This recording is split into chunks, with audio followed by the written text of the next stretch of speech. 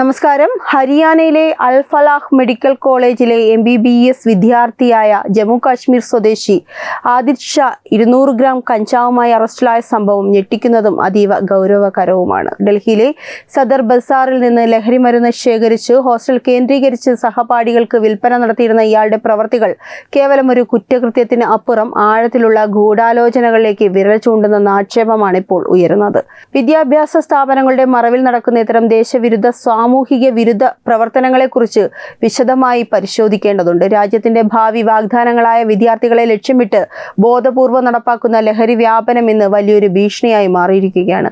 Medical college പോലുള്ള ഉന്നത വിദ്യാഭ്യാസ മേഖലകളിൽ പോലും ലഹരി മാഫിയകൾ പിടിമുറുക്കുന്നത് അതീവ ആശങ്കയോട് മാത്രമേ കാണാൻ സാധിക്കൂ. കാശ്മീരിൽ നിന്ന് ഫരീദാബാദിലെത്തി വിദ്യാഭ്യാസം നടത്തുന്ന ഒരു വിദ്യാർത്ഥി ലഹരി വിൽപ്പനക്കാരനായി മാറുന്നു എന്നത് ഒറ്റപ്പെട്ട സംഭവമായി കാണാൻ കഴിയില്ല. ഇതിന് പിന്നിൽ വലിയൊരു സംഘത്തിന്റെ ഇടപെടലുകൾ ഉണ്ടോ എന്നും യുവതലമുറയെ വഴിതെറ്റിക്കാനുള്ള ആസൂത്രിതമായ ശ്രമമാണോ ഇതെന്നും അന്വേഷണ ഏജൻസികൾ ഗൗരവമായി പരിശോധിക്കേണ്ടതാണ്. വിദ്യാലയങ്ങൾ വിജ്ഞാനത്തിന്റെ കേന്ദ്രങ്ങളാകേണ്ട സ്ഥാനത്ത് ഇത്തരം ലഹരി കേന്ദ്രങ്ങളായി മാറുന്നത് സമൂഹത്തിന്റെ അടിവേരറുക്കുന്നതിന് തുല്യമാണ്. അൽ ഫലാഹ് മെഡിക്കൽ കോളേജിനെ പോലുള്ള ഉന്നത കലാലയങ്ങളിൽ ഇത്തരം പ്രവർത്തനങ്ങൾ നടക്കുന്നത് ക്യാമ്പസ് സുരക്ഷയിലെ വൻ വീഴ്ചയാണ് സൂചിപ്പിക്കുന്നത്. ഒരു വിദ്യാർത്ഥിക്ക് ഹോസ്റ്റൽ മുറിയിൽ വെച്ച് ലഹരി വസ്തുക്കൾ പാക്കറ്റുകളായി സൂക്ഷിക്കാനും അത് സഹപാഠികൾക്ക് വിൽക്കാനും കഴിയുന്നുണ്ട് എങ്കിൽ അവിടെയുള്ള നിരീക്ഷണ സംവിധാനങ്ങൾ പൂർണ്ണമായും പരാജയപ്പെട്ടു എന്ന് വേണം കരുതാൻ.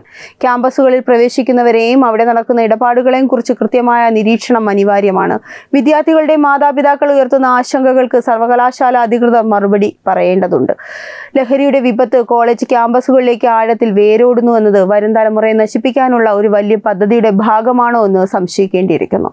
ലഹരി മരുന്ന് കച്ചവടത്തിന് പിന്നിൽ വലിയൊരു സാമ്പത്തിക ശൃംഖല തന്നെയുണ്ട്. കാശ്മീർ പോലുള്ള അതീവ സുരക്ഷാ മേഖലകളിൽ നിന്ന് വരുന്നവർ ഉൾപ്പെടെയുള്ളവർ ഇത്തരം കേസുകളിൽ പ്രതികളാകുന്നത് സുരക്ഷാ ഏജൻസികൾ ഗൗരവത്തോടെയാണ് കാണുന്നത്.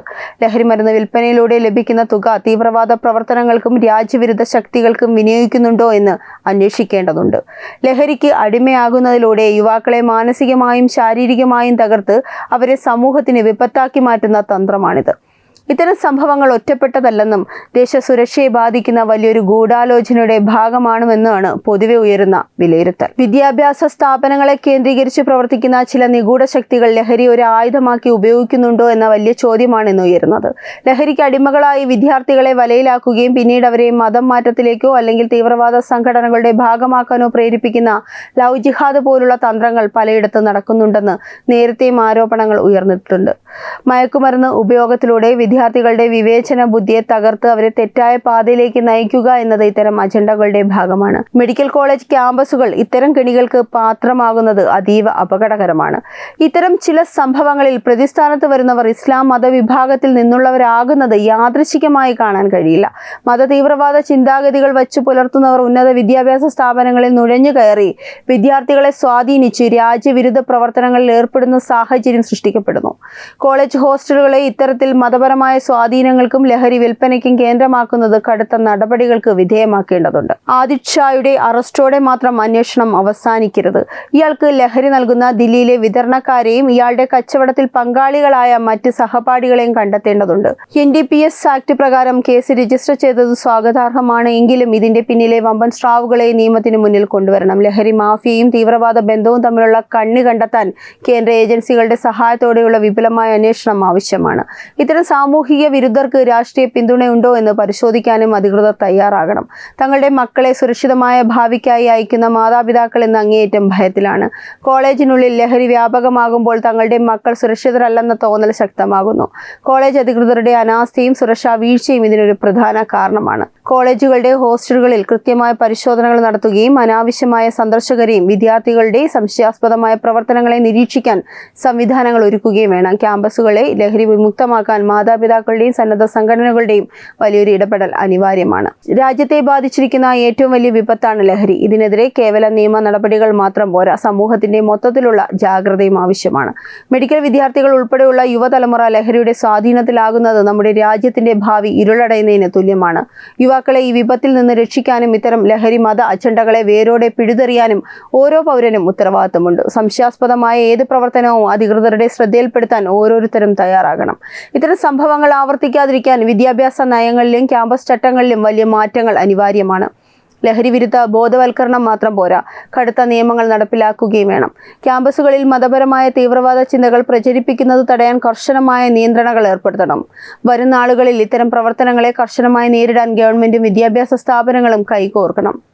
രാജ്യസുരക്ഷയെ ബാധിക്കുന്ന ഇത്തരം വിഷയങ്ങളിൽ ഒരു വിട്ടുവീഴ്ചയ്ക്കും സ്ഥാനമുണ്ടാകരുത്. വിദ്യാഭ്യാസ സ്ഥാപനങ്ങൾ എന്നത് വിജ്ഞാനത്തിന്റെ വിളഭൂമികളാകേണ്ട സ്ഥാനത്ത് ഇന്നവ ചില കേന്ദ്രങ്ങളിൽ ലഹരിയുടെയും ദേശവിരുദ്ധ അജണ്ടകളുടെയും വിളനിലമായി മാറിക്കൊണ്ടിരിക്കുകയാണ് എന്നത് ഗൗരവകരമായ സാമൂഹ്യ അപചയത്തിന്റെ ലക്ഷണമാണ്.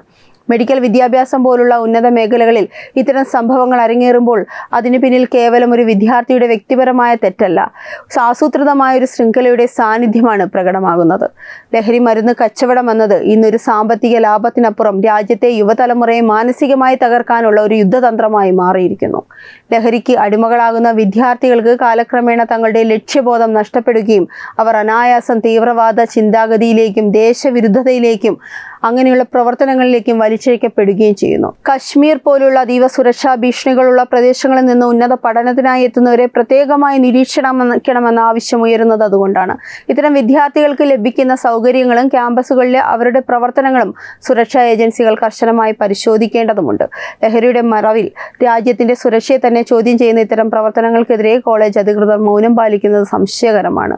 ക്യാമ്പസുകളിൽ ഇസ്ലാമിക തീവ്രവാദ അജണ്ടകൾ ഒളിച്ചുകടത്താനുള്ള ശ്രമങ്ങൾ ലഹരി എന്ന മാധ്യമത്തിലൂടെ എളുപ്പമാവുകയാണ്. വിദ്യാർത്ഥികളുടെ ഹോസ്റ്റൽ മുറികൾ ലഹരി വിൽപ്പനയുടെ കേന്ദ്രങ്ങളായി മാറുമ്പോൾ അവിടെയുള്ള മറ്റ് വിദ്യാർത്ഥികളുടെ സുരക്ഷയെക്കുറിച്ച് ചിന്തിക്കേണ്ടതുണ്ട്. ലഹരിയുടെ ചെറിയ സാച്ചറ്റുകൾക്ക് പിന്നിൽ ഒളിച്ചിരിക്കുന്നത് ഒരു വലിയ കെണിയാണ്. ഈ ശൃംഖലയെ വേരോടെ പിഴുതെറിയാൻ കോളേജ് മാനേജ്മെന്റുകൾ തയ്യാറാകണം. അല്ലാത്ത പക്ഷം ക്യാമ്പസുകൾ രാജ്യദ്രോഹികളുടെ താവളങ്ങളായി മാറും എന്നതിൽ ഒരു സംശയവുമില്ല. ഇത്തരം സംഭവങ്ങൾ ആവർത്തിക്കപ്പെടുമ്പോൾ ഇത് യാദൃശ്ചികമാണെന്ന് കരുതി തള്ളിക്കളയാൻ സാധിക്കില്ല. ഉന്നത വിദ്യാഭ്യാസ സ്ഥാപനങ്ങളെ ലക്ഷ്യം വെച്ച് നടപ്പിലാക്കുന്ന ആസൂത്രിതമായ ഒരു ഗൂഢാലോചനയുടെ ഭാഗമായി ഇതിനെ കാണേണ്ടതുണ്ട്. അന്വേഷണ ഏജൻസികൾ ഈ വിഷയത്തിൽ കൂടുതൽ ആഴത്തിൽ പരിശോധന നടത്തുകയും ഇതിന് പിന്നിലെ ബുദ്ധികേന്ദ്രങ്ങളെ കണ്ടെത്തി നിയമത്തിന് മുന്നിൽ കൊണ്ടുവരികയും വേണം. വിദ്യാർത്ഥികളെ ലഹരിയുടെ പാതയിലേക്ക് നയിച്ച് അവരെ തകർക്കുന്ന ഓരോ നീക്കവും രാജ്യത്തിന്റെ ഭാവിയിലേക്കുള്ള വെല്ലുവിളിയാണ്. അതിനാൽ തന്നെ ക്യാമ്പസ് നിരീക്ഷണം എന്നത് കേവലം ഒരു ഔദ്യോഗിക നടപടി മാത്രമായി കാണേണ്ടതില്ല, അതൊരു ദേശസുരക്ഷ ബാധ്യതയായി കാണേണ്ടതുണ്ട്. ലഹരി മാഫിയകളുടെ ഇടപെടലുകൾ കേവലം വിപണനത്തിൽ ഒതുങ്ങി നിൽക്കുന്നതല്ല എന്നത് ഭയാനകമായ ഒരു യാഥാർത്ഥ്യം തന്നെയാണ്. ലഹരിയുടെ കെണിയിൽ വിദ്യാർത്ഥികളെ വീഴ്ത്തിയ ശേഷം അവരെ മാനസികമായി തകർത്ത് മതപരിവർത്തനത്തിന് വിധേയരാക്കുന്ന അദൃശ്യമായ തന്ത്രങ്ങൾ ക്യാമ്പസുകളിൽ പയറ്റപ്പെടുന്നുണ്ടെന്ന ആരോപണവും ശക്തമാണ്. ലഹരി ഉപയോഗത്തിലൂടെ വിവേചനശേഷി നഷ്ടപ്പെടുന്ന വിദ്യാർത്ഥികളെ, പ്രത്യേകിച്ച് പെൺകുട്ടികളെ, പ്രലോഭനങ്ങളിലൂടെയും ഭീഷണികളിലൂടെയും മതം മാറ്റുന്ന രീതികൾ ലവ് ജിഹാദ് പോലുള്ള പ്രവർത്തനങ്ങളുടെ ഭാഗമാണെന്ന് കരുതേണ്ടിയിരിക്കുന്നു. ലഹരിയുടെ അടിമകളാക്കുന്ന ഒരു വ്യക്തിക്ക് പിന്നീട് സ്വന്തമായി തീരുമാനങ്ങൾ എടുക്കാൻ കഴിയാത്ത അവസ്ഥ വരുന്നു. ഈ ബലഹീനത മുതലെടുത്ത് മതപരമായ അജണ്ടകൾ നടപ്പിലാക്കുന്നു. ലഹരി നൽകുന്ന ആൾക്ക് നൽകേണ്ട പണം മുടങ്ങുമ്പോൾ പകരം മതപരമായ കാര്യങ്ങളിൽ പങ്കുചേരാൻ നിർബന്ധിക്കുന്ന അവസ്ഥയുമുണ്ട്. മയക്കുമരുന്ന് മാഫിയയും മതതീവ്രവാദ ഗ്രൂപ്പുകളും തമ്മിലുള്ള അവിശുദ്ധ കൂട്ടുകെട്ട് അത്യന്തം അപകടകരവുമാണ്. ഇത്തരത്തിൽ മതം മാറ്റപ്പെടുന്ന വിദ്യാർത്ഥികൾ പിന്നീട് രാജ്യവിരുദ്ധ സംഘടനകളുടെ ആയുധങ്ങളായി മാറുന്നു. ഇവർ കോളേജ് ഹോസ്റ്റലുകളിൽ വെച്ച് ഇത്തരം നിഗൂഢ മതപരിപാടികൾ സംഘടിപ്പിക്കുകയും സഹപാഠികളെ സ്വാധീനിക്കാൻ ശ്രമിക്കുകയും ചെയ്യുന്നു. അൽ ഫലാഹ് മെഡിക്കൽ കോളേജ് പോലുള്ള സ്ഥാപനങ്ങളിൽ ഇത്തരം സംഭവങ്ങൾ അരങ്ങേറുമ്പോൾ അധികൃതർ കൈക്കൊള്ളുന്ന നിലപാടുകൾ വളരെയധികം പ്രധാനപ്പെട്ടതാണ്. പലപ്പോഴും ഇത്തരം കാര്യങ്ങളിൽ കോളേജ് അധികൃതർ അനാസ്ഥ കാണിക്കുന്നു. ഇത് തീവ്രവാദികൾക്ക് വളമാവുകയാണ്. ലഹരി ഉപയോഗിക്കുന്ന വിദ്യാർത്ഥികളുടെ ലിസ്റ്റ് തയ്യാറാക്കുകയും അവരുടെ മതപരമായ ചായ്വുകളും ബന്ധങ്ങളും പരിശോധിക്കുകയും ചെയ്യേണ്ടത് അനിവാര്യമാണ്. മയക്കുമരുന്ന് മാഫിയയുടെ കയ്യിൽ അകപ്പെടുന്ന ഓരോ വിദ്യാർത്ഥിയും തങ്ങളുടെ വ്യക്തിത്വവും സംസ്കാരവും നഷ്ടപ്പെടുത്താൻ നിർബന്ധിതരാകുന്നു. ഇത് സാംസ്കാരികമായ അധിനിവേശത്തിന് തുല്യമാണ്. ഹിന്ദു മുസ്ലിം സൗഹാർദ്ദത്തെ തകർക്കാനും മതപരമായ ചേരിതിരിവുണ്ടാക്കാനും ലഹരി ഒരു ആയുധമായി ഉപയോഗിക്കപ്പെടുന്നു. ഇത്തരം സംഭവങ്ങൾ റിപ്പോർട്ട് ചെയ്യുമ്പോൾ അതൊരു വലിയ വിപത്തിൻ്റെ മുന്നറിയിപ്പായി കണ്ട് സമൂഹവും സർക്കാരും പ്രതികരിക്കണം. മെഡിക്കൽ വിദ്യാർത്ഥികൾക്ക് പോലും ഈ കെണിയിൽ നിന്ന് രക്ഷപ്പെടാൻ കഴിയുന്നില്ല എന്നത് നമ്മുടെ വിദ്യാഭ്യാസ സമ്പ്രദായത്തിൻ്റെ പരാജയമാണ്.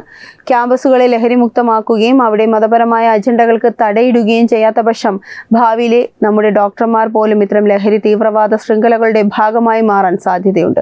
അതിനാൽ തന്നെ ഓരോ ക്യാമ്പസിലും ശക്തമായ നിരീക്ഷണവും കർശനമായ നിയമ നടപടികളും അനിവാര്യമാണ്.